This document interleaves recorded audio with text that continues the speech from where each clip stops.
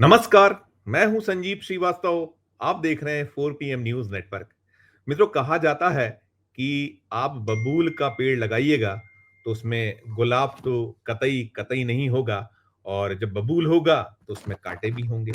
और हालात जो चल रहे हैं देश में, हर तरफ सीन यही है कि भारतीय जनता पार्टी, राष्ट्रीय स्वयंसेवक संघ और जो अनुषांगिक संगठन है, वो केवल और केवल बबूल ही बबूल बो रहे हैं। बटोगे तो कटोगे, एक हैं तो सेफ हैं, और मस्जिदों के नीचे मंदिरों को ढूंढा जाना, कैसे हिंदू मुस्लिम करा दिया जाए, केवल और केवल यही एक कोशिश हर जगह होती बार बार नजर आ रही है। और हम ये भी देख रहे हैं कि कभी वो औरंगजेब की कब्र को लेकर विवाद खड़ा हो जाता है, तो कभी अजमेर की जो दरगाह शरीफ है वहां उसको लेकर एक बयान आते हैं तीखे तल्ख, और जिसके बाद जो कम्युनल हार्मनी है, सांप्रदायिक जो सौहार्द है, वो बिगड़ता है। और ये करते करते हम अगर उठाकर देखें तो बीते पौने 11 सालों में नरेंद्र मोदी जी जब से देश के प्रधानमंत्री बने हैं, तीसरा उनका ये टेन्योर है। मोदी O3 अब साल भर के लगभग उसे होने जा रहा है, और 10 बरस का राज दो लगातार जो उन्हें टर्म मिले उसमें हुआ। तो क्या कुछ किया गया है, क्या कुछ हुआ है, जो कुछ करते चले आ रहे थे। अब जो मैं ये सारी बातें इसलिए कर रहा हूं कि राष्ट्रीय स्वयंसेवक संघ ने जो सनातन सनातन और जिसका स्वप्न हिंदू राष्ट्र है, और उसे लेकर बहुत बार बार बात उठती है, होती है, लेकिन यहां किस हाल में हिंदू हैं, ये राष्ट्रीय स्वयंसेवक संघ की एक बहुत ताजा रिपोर्ट है। उसमें जो निकल कर आ रहा है, हम कह सकते हैं कि वो स्थिति बेहद बेहद भयावह है। और जो ये दावा होता है बीजेपी की ओर से, राष्ट्रीय स्वयंसेवक संघ की ओर से, कि एक हैं तो सेफ हैं, बटोगे तो कटोगे, उसका विद्रूप रूप हम कह सकते हैं इस रिपोर्ट को। इस रिपोर्ट को लेकर एक प्रेस कॉन्फ्रेंस भोपाल में हुई है। ये जो संघ के मध्य भारत प्रांत संघ चालक अशोक पांडे हैं, उन्होंने पीसी की है, प्रेस कॉन्फ्रेंस की है। मैं आज जब ये खबर बना रहा हूं, अब से कुछ देर पहले ये प्रेस कॉन्फ्रेंस हुई है, और इस प्रेस कॉन्फ्रेंस जो निकला है वो चौंकाने वाला है। एक ऐसा है कि जो मध्य भारत क्षेत्र है, इसमें करीब 103 प्रकार की समस्याएं जो हैं, उसको लेकर एक सामाजिक अध्ययन किया गया, ये बताया गया है। और वो जो अध्ययन है, उस अध्ययन में ये सामने आ रहा है कि बहुत सारे ऐसे क्षेत्र हैं जहां हिंदुओं को पलायन करना पड़ रहा है। जी हाँ, सनातनियों को पलायन करना पड़ रहा है। वो सेफ जगह ढूंढना, ये हम नहीं कह रहे हैं, 4 PM नहीं कह रहा है, ये राष्ट्रीय स्वयंसेवक संघ की एक ताजा विस्फोटक रिपोर्ट कह रही है। उसके जो संघ चालक हैं, प्रांत मध्य भारत प्रांत के संघ चालक, वे कह रहे हैं, और वे कहीं चिंता प्रकट कर रहे हैं कि ये तो ठीक नहीं है। और आप देखिए, मैं राजधानी भोपाल में बैठा हूं, ये भोपाल में ही प्रेस कॉन्फ्रेंस हुई है। और ये जो मध्य प्रदेश है, मध्य प्रदेश कहलाता है राष्ट्रीय स्वयंसेवक संघ की प्रयोगशाला के तौर पर इसे जाना जाता है। यहाँ भारतीय जनता पार्टी की जड़ें बेहद बेहद मजबूत हैं।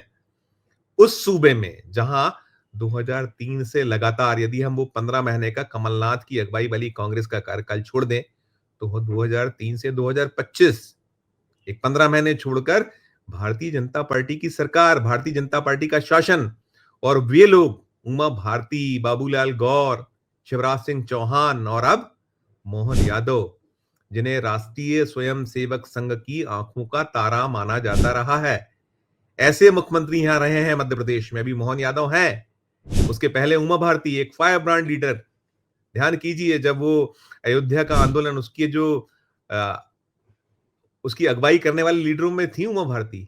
तो ऐसे नेताओं की एक जो राज्य है, इनके जो बहुत ऐसे दिग्गज नेताओं के राज्य में क्या हालात हैं, और ये निकला है। और उदाहरण कुछ भोपाल के दिए गए हैं, कुछ क्षेत्र विशेषों का उल्लेख किया गया है कि कैसे उन क्षेत्र विशेष से मुस्लिमों के जो क्षेत्र वहां वो स्थापित होते चले जा रहे हैं। पुराना भोपाल है, पुराना भोपाल इलाका है। पुराने भोपाल को लेकर कहा गया है कि वहां हिंदू बहुत तेजी से पलायन कर रहे हैं।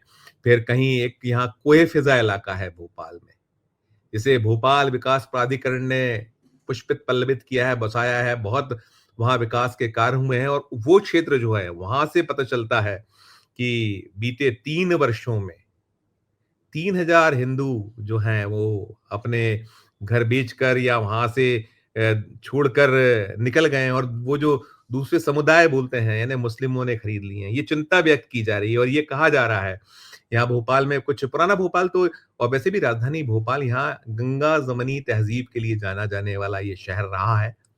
कुछ एक मौके रहे हैं, 1992 जब वो बाबरी विध्वंस हुआ था, उसके बाद यहाँ ज़बरदस्त दंगे हुए थे और 1992 के बाद कोई छुट-पुट अगर कहें तो उसके अलावा कोई बड़े इंसिडेंट नहीं हुए, तो जो पुराना भोपाल है, शाहजहानाबाद, मंगलवारा, बुधवारा, इसे लेकर भी चिंता जताई गई है कि एक दौर में यहाँ जो अनुपात होता था आबादी का 80-20 था, यानी 80% हिंदू और 20% मुसलमान। ये हम नहीं कह रहे हैं, मैं पुनः आपको स्पष्ट कर दूँ, ये राष्ट्रीय स्वयंसेवक संघ की एक जो उसने अपनी एक अध्ययन है, सामाजिक अध्ययन उसके ये ताज़ा आंकड़े हैं जो दिए गए हैं किसके द्वारा? जो राष्ट्रीय स्वयंसेवक संघ के मध्य भारत प्रांत के संघ चालक अशोक पांडे जी द्वारा। और वो कह रहे हैं कि जो ये इलाका था, जहाँ शाहजहानाबाद, मंगलवारा, बुधवारा, यहाँ जो आबादी 80-20 होती थी कि 80% हिंदू और 20% मुसलमान। अब यहाँ हालत ये हो गई कि 30% हिंदू बचा है और 70% मुसलमान हो गया है। तो सोचिए ना, क्यों हो गया है ये? सवाल बड़ा ये है।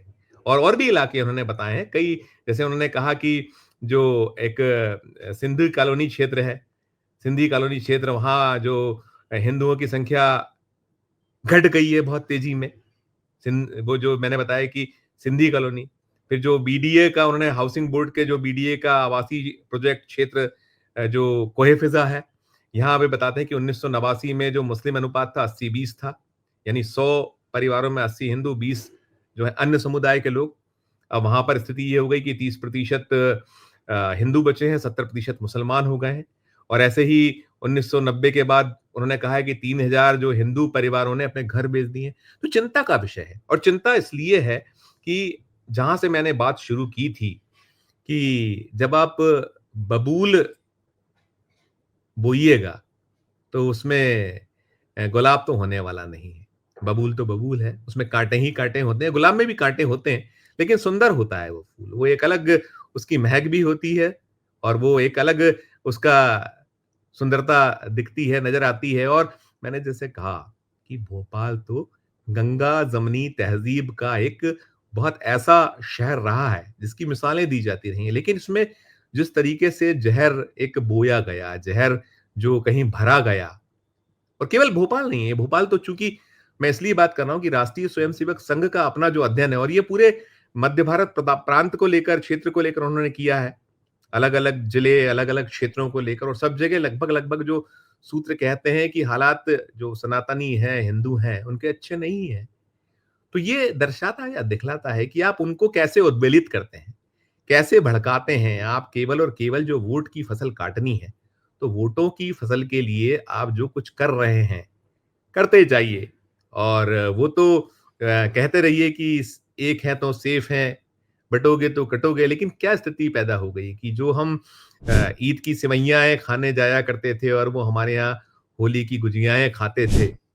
एक-दूसरे को रंग गुलाल भी बहुत स्वादिष्टता से लगाया जाता था और ईद पे गले मिला जाता था। अलग-अलग जो 30 त्योहार हैं, बहुत सारे हैं। अगर क्रिसमस आता तो क्रिसमस के दौर में हम जो अल्पसंख्यक कहलाते हैं, क्रिश्चियन भाई, उनके यहाँ भी हम केक खाने जाया करते थे और वो भी हमारे यहाँ 30 त्योहार पर जो हमारे पकवान हैं, वो खाने आया करते थे। लेकिन बाँट दिया है। मोदी जी ने, उनके कुनबे ने, राष्ट्रीय स्वयंसेवक संघ ने और आज हालात क्या है कि जो आपका सपना है हिंदू राष्ट्र, उसमें हिंदुत्व, हिंदू, सनातनियों की स्थिति क्या है, ये आपका अध्ययन बहुत शर्मनाक है, बहुत भयावह, खौफनाक है। नज़र आता है कि आप केवल और केवल अपना जो हित साधते हो और फिर उन्हें जो बहुसंख्यक वर्ग है, उसे अपने हाल पर छोड़ देते हो।